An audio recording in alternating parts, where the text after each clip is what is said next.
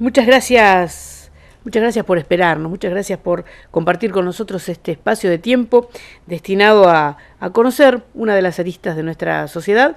Decíamos en los dos bloques anteriores, nos estamos refiriendo a la trata de personas, el sometimiento a la esclavitud sexual de jóvenes y mujeres. Esto ocurre en todo el país, no solamente en las provincias del norte. Allí nos remite particularmente el caso Marita Verón, pero tenemos que ser conscientes que esto ocurre acá, cerca de su casa, cerca de la mía, en el barrio, en el mismo pueblo. Y es importante saber de qué se trata para poder combatirlo, básicamente para combatirlo como un delito grave.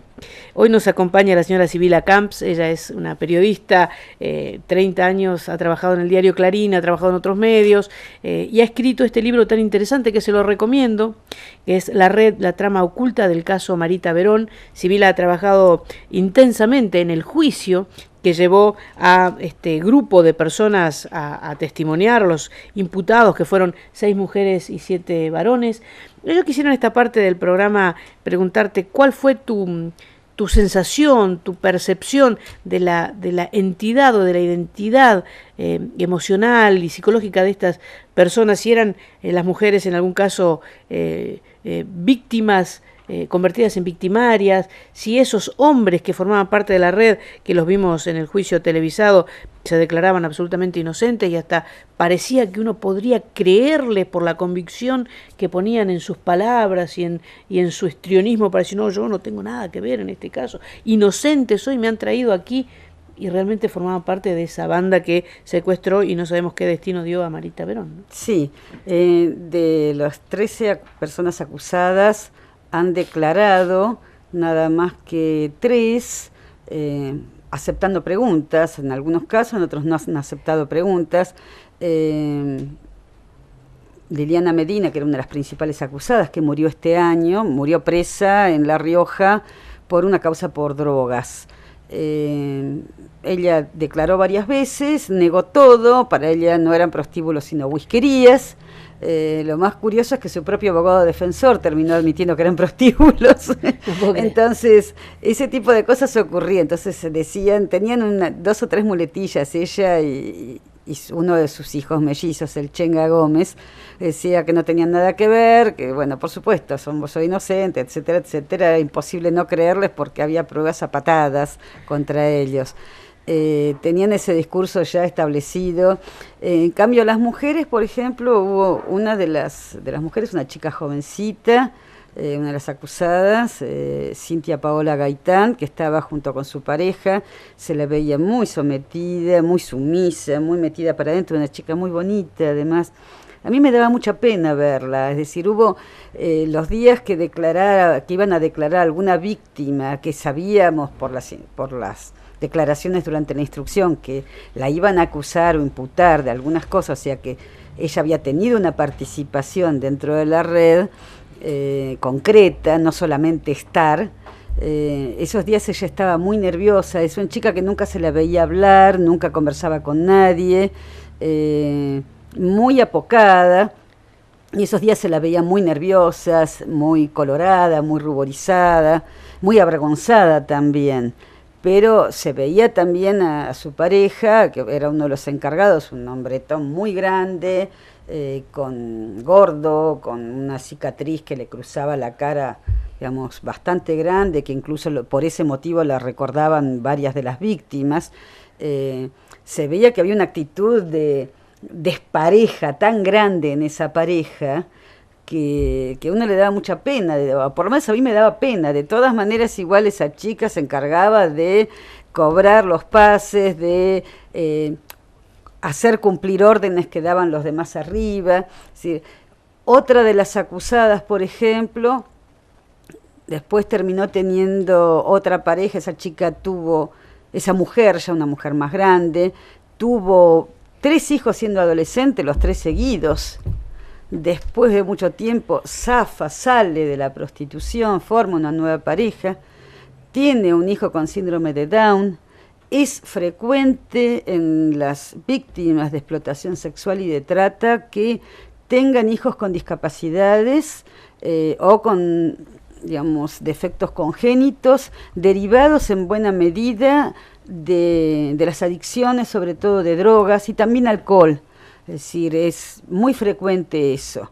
De hecho, una de las chicas víctimas de trata que declararon, una de sus hijas tiene una discapacidad muy, muy grande. Entonces, también a uno le daba pena esto, pero había muchas pruebas contra ella, sin embargo.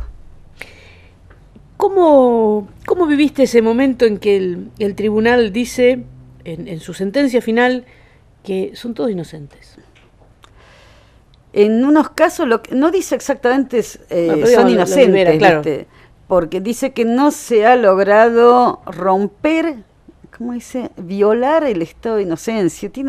Las denominaciones judiciales son realmente para observarlas y yo las señalo. Yo lo viví con estupor realmente porque no podía creerlo. Es decir, tenía cierta idea de que 3 de los acusados podían ser absueltos porque había pocas pruebas contra ellos, habían llegado al juicio ya con pocas pruebas, porque a lo largo de la instrucción ya les habían limpiado y despejado, los habían tratado de despegar lo máximo posible. Entonces había sospechas, a pesar de que durante el juicio se reforzaron las escasas pruebas que había y hubo muchos indicios. Había cierta sospecha de que, no se iban a jugar para para condenarlos. Pero a las otras 10 personas había realmente pruebas de sobra y testimonios de sobra. No había ninguna posibilidad de que fueran absueltos. Entonces yo me quedé estupefacta. Concretamente ese fue el término. Sentí como si de pronto todo el año hubiera estado viendo algo y de pronto vienen 3 personas y me dicen, no, mira, lo que vos viste no era. Digo, pero como si todos estuvimos viendo esto. Si con los colegas de Tucumán también, que ellos vienen siguiendo el caso obviamente desde el principio, todos estaban así. Nadie esperaba eso, absolutamente nadie. Yo quedé estupefacta. Me imagino que es una sensación compartida, gente... en general lo manifestó la gente se manifestó de 2 maneras. La gente que estuvo siguiendo el juicio de cerca, o que, como mis propios colegas, varones y mujeres, o gente allegada a la familia, o legisladores, legisladoras, gente que estaba cerca y que realmente acompañó a Susana Trimarco en todo esto, lo vivieron como una inmensa desilusión, decepción, mejor dicho, con lágrimas, es decir, con muchas lágrimas. La población de Tucumán especialmente, la población de Tucumán lo vivió con mucha rabia, salió lo mismo que el resto del país, es decir, las manifestaciones, las marchas que hubo en todo el país, en Tucumán, por primera vez, había casi tantos varones como mujeres en las marchas, que casi siempre han sido protagonizados por las mujeres. Esta vez salieron también los varones, salieron las familias, salieron las parejas jóvenes salieron a manifestarse. Entonces se vivió con mucha bronca, desde ese punto de vista se vivió con bronca. Yo no pude realmente reaccionar más que como suelo reaccionar con este tipo de cosas, que es trabajando, juntando los hilos, empezando a revisar todos mis apuntes. Algunas cosas sí ya tenía idea, porque me había dado cuenta de la predisposición que tenía el tribunal, sobre todo a absolver a María Jesús y Víctor Rivero. Es decir, estos que yo decía que había pocas pruebas sobre ellos, pero tenía ya una idea de eso, de algunas de esas cosas las tenía presentes, y creo que mi catarsis fue empezar. Yo ya venía trabajando en el libro, no es que de pronto a partir de la sentencia decidí hacer el libro, ya desde febrero venía trabajando para el libro y tomando apuntes, pero ahí fue cuando yo dije, la única manera que yo tengo de resolverlo es juntar todo esto, explicarlo a través de lo que yo vi, porque a mí no me lo contó nadie. Estuve ahí. Y además lo leí, muchas de esas cosas las había publicado en mis notas, estaban mis apuntes, y además otras cosas estaban en la instrucción. Entonces tuve que revisar, obviamente, pero estaba todo ahí. Lo que me interesó en el libro no fue investigar, sino mostrar lo que estaba, y no se quería ver, lo que se había ocultado, lo que no se quería relacionar. Tremendo, tremendo, porque justamente era en ese momento que todos los ojos estaban puestos sobre el ejercicio y la aplicación de la justicia. ¿Queda alguna instancia posterior? ¿Este juicio ya se da por cerrado? No, por suerte no. Hay dos cuestiones que están todavía en marcha.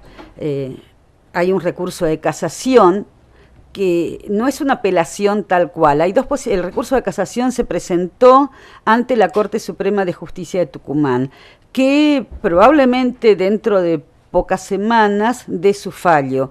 La Corte puede hacer 4 cosas.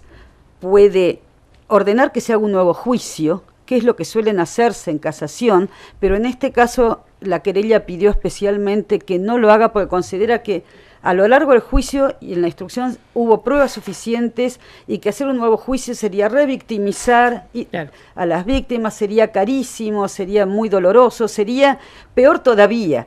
Entonces lo más probable es que la revisión de la sentencia implicaría que serían 12 absoluciones porque una de las absueltas murió, o sea, confirmar 12 absoluciones, poner 12 condenas o hacer algunas, unas y otras. De una manera o de la otra, esto va a terminar en la Corte Suprema de Justicia de la Nación, porque o una parte, o la querella, o la defensa, o ambas van a terminar apelando. Y lo otro que está todavía en juego es el juicio político a los jueces, que se estuvo frenando bastante porque la corporación judicial influyó mucho allá en Tucumán y creo que el poder ejecutivo también de alguna manera no se quiso comprometer.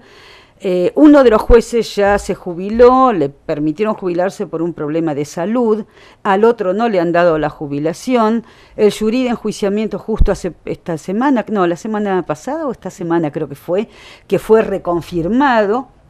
Entonces queda abierta la posibilidad también del jurí de enjuiciamiento, que no es por la sentencia, sino por la conducta que tuvo ese tribunal durante el juicio, por el maltrato que permitieron permanentemente a los testigos.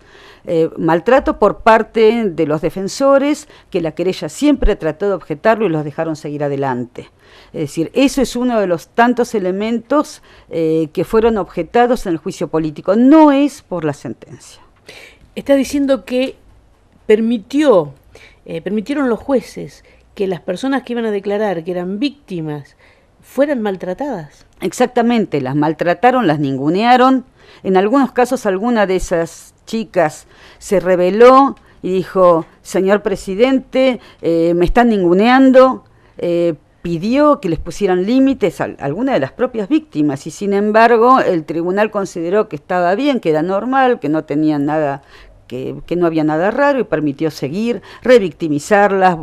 Es decir, una de las cosas que el proceso, digamos, el Código Penal, Procesal Penal de Tucumán y cualquier código penal el Código Procesal, implica ciertos procedimientos que son como un juego de roles.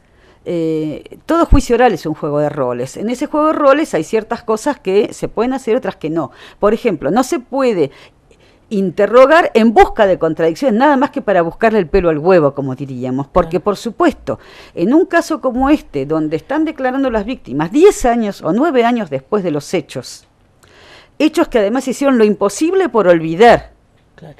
Acá les están revolviendo la herida, poniendo el dedo en la llaga, buscando justamente, hago un esfuercito, como le decía uno de los abogados, hago un esfuercito de memoria, con ironía se lo decía a la víctima, trate de acordarse. Entonces todo aquello que buscaban olvidarse o que se habían olvidado acá, les retuercen como para que se acuerdan, les exprimen una memoria estrujada y maltrecha, buscando además marcar las contradicciones entre lo que decían en este momento y lo que habían declarado 10 años o 9 años antes. Es decir, buscaron especialmente las contradicciones de pequeños detalles como para anularle su testimonio. Y el tribunal lo permitió permanentemente, lo permitió en el mejor de los casos, por ignorancia de la problemática. Esto no se tolera, por ejemplo, en los juicios por delitos de lesa humanidad, cuyas víctimas tienen características muy similares a las víctimas de trata. Por ese motivo es que se hizo el juicio político, se pidió el juicio político, no por la sentencia. Por supuesto, esa conducta lleva a que después digan, bueno, sí, claro, se contradijo en esto con lo que había dicho 10 años antes, por lo tanto no vale su testimonio, lo anulamos.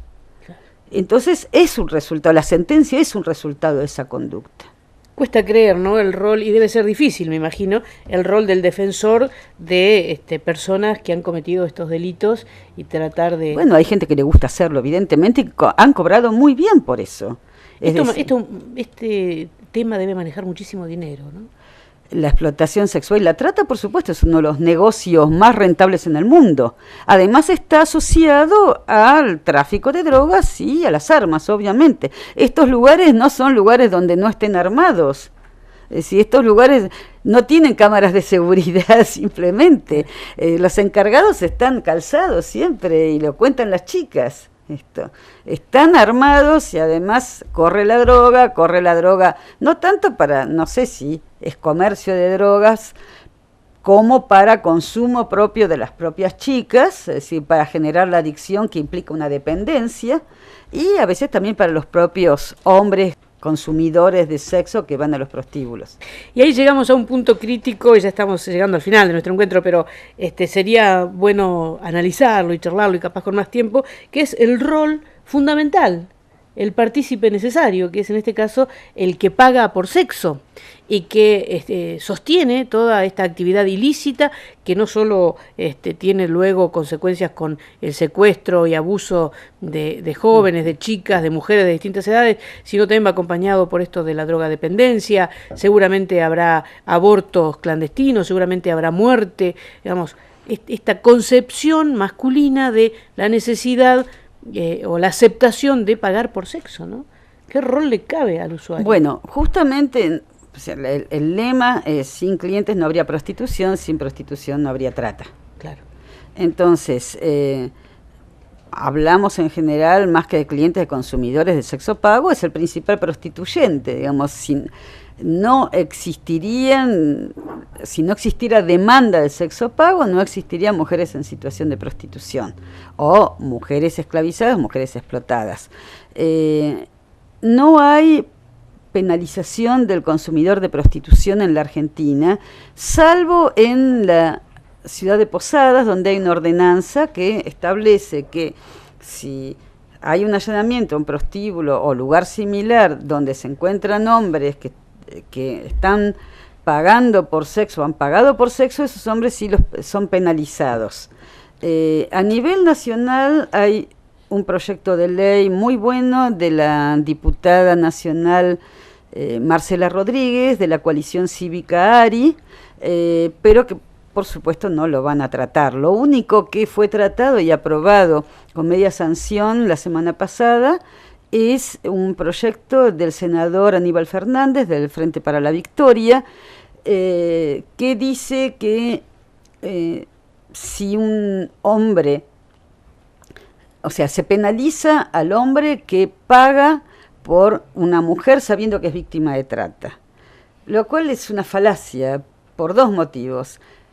Primero, porque es imposible probar que ese hombre sabía que esa víctima de trata. ¿Cómo se prueba eso? Claro. Porque las víctimas de trata no están, digamos, esposadas, brillo, no tienen cadenas. Entonces, ¿cómo lo puede probar? Es imposible probarlo. Segundo, porque ningún hombre que paga por sexo le importa absolutamente nada la procedencia de esa mujer. Es decir, no le importa si está contra su voluntad o no, si empezó, digamos, si fue iniciada en la prostitución teniendo 13 años o teniendo 20, si fue por su cuenta ese prostíbulo, si está esclavizada, si es explotada, cuánto cobra, cómo le va, si tiene hijos, si no tiene hijos. Lo que menos quiere saber nada de ella, porque justamente la esencia es que esa mujer es un objeto.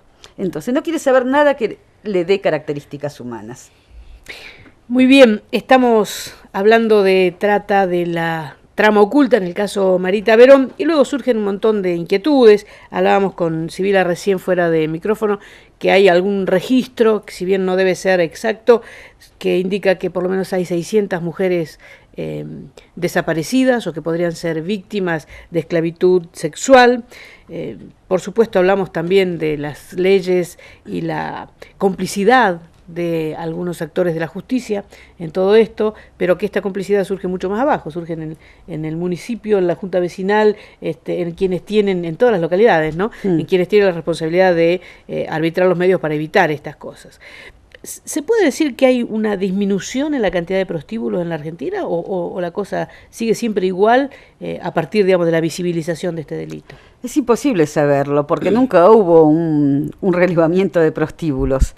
Entonces es imposible saberlo. Además, hay lugares en los cuales cuando el municipio o las autoridades provinciales junto con la justicia provincial empiezan a apretar un poco, a presionar para cerrar prostíbulos, entonces empiezan a abrirse los que llaman privados, es decir, un departamento o casa que no está habilitado como, ni siquiera tiene la habilitación trucha de whiskería o cabaret, etcétera, que también obviamente está penalizado. Se puede perfectamente seguir esa línea. Hay lugares donde están trabajando muy bien, por ejemplo en Mar del Plata, que es una ciudad que por sus características, por lo grande que es, por el crecimiento que tiene, por el puerto, por las fábricas de pescado y por el turismo, es una ciudad que ha tenido problemas muy serios con la trata sexual. El fiscal federal de Mar del Plata, el doctor Daniel Adler, viene trabajando muy bien y justo en estos días estaba haciendo, creo que la semana que viene creo que se hace una jornada latinoamericana sobre la trata, donde va a estar Susana Trimarco, entre otras personas, en Mar del Plata, para trabajar y transmitir la experiencia que han tenido. Han tenido una experiencia muy buena y siguen incluso tratando de cerrar todos los departamentos, los nichos privados que se les arman. Hay una mayor presión para que cierren prostíbulos en muchos lugares, presión para que no vuelvan a abrir también, claro, porque ese es el otro tema. Está mucho más visible que antes, pero no sé si cuánto nuevo hay. Sí creo que hay, por el gran movimiento de la minería, incluyendo el petróleo, sí hay un tráfico más intenso nuevamente, lo cual es muy serio, a lugares de la Patagonia. Eso sí, es decir, se cierran prostíbulos en algunos lugares como Río Gallegos, pero abren en otros, es decir, las casitas de Río Gallegos, estuve hace poco, en mayo estuve allá, el barrio prostibulario, Las Casitas, fue cerrado, pero hay prostíbulos en otros lugares. Claro. Y algunos están en pleno centro, digamos, son muy cerquita del centro y todo el mundo sabe que son prostíbulos. Pero ahí tiene que haber una decisión por parte del Ejecutivo también. No solamente la justicia, tiene que haber decisión del Ejecutivo. Muy bien, una de las cosas que, digamos, podríamos utilizar para el cierre de esta nota, además de recomendarle el libro de Sibila Larred, La trama oculta, en el caso Marita Verón, porque hay muchísimo más para conocer, para leer, para saber, para instruirnos, para detectar, como decíamos también, esta manifestación mediática tiene que servir para hacer una especie de profilaxis, tratar de saber cómo funciona este negocio para detectar casos, denunciarlos y contribuir como ciudadanos de bien a evitar la trata de personas. Pero podríamos decir que esta sentencia en el caso Marita Verón, que fue repudiable, podríamos decirle, fue en definitiva en beneficio de la causa, digamos, se visibilizó más el tema de la trata a partir de esta sentencia de lo que hubiera podido ocurrir si la sentencia era la que todos esperábamos. Personalmente pienso que sí, y eso a mí me pone muy triste porque en definitiva ha convertido a Marita, a Susana Trimarco y a Micaela, la hija de Marita, de víctimas en mártires. Pero creo que si no hubiera habido semejante manifestación de repudio en todo el país, no se habría tomado tanta conciencia de la problemática. Habría seguido, sí, ya el juicio había servido para que hubiera una mayor conciencia, pero realmente creo que esa sentencia vergonzosa, escandalosa realmente, porque fue un escándalo, sirvió para que en todo el país se tomara más conciencia de este problema. Muy bien, muchísimas gracias, Sibila, gracias por acompañarnos hoy. La verdad es que nos quedaríamos mucho tiempo más dialogando sobre muchas aristas más de este tema. Son tantas, seguramente, las jóvenes desaparecidas, violentadas. Estoy pensando en el caso de Fernanda Aguirre, que también es un caso emblemático. Lamentablemente la mamá de Fernanda murió pocos días después de estar en Bariloche, y allí la causa, o por lo menos la búsqueda, seguramente disminuyó en su intensidad.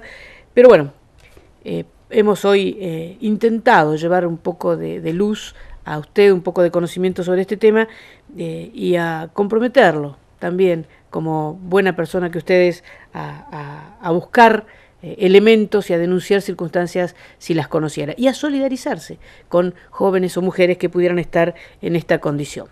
Muchísimas gracias, Sibila. Al contrario, Susana, agradezco este espacio y creo que todos tenemos algo para hacer, incluso también informar a nuestros hijos varones, a nuestros hermanos, a nuestros novios, a nuestros compañeros. Sí, sí. Hay un trabajo de mujeres y de madres que es importante para inculcar estos buenos saberes. Todos tenemos mucho por hacer con esto, porque es un problema de todos. Y también la justicia es una construcción colectiva. Muchísimas gracias a usted por recibirnos, por permanecer allí, por compartir con nosotros estas inquietudes y estas necesidades. Muchísimas gracias, y si Dios quiere nos encontramos en cualquier momento en otro Enfoques Familia.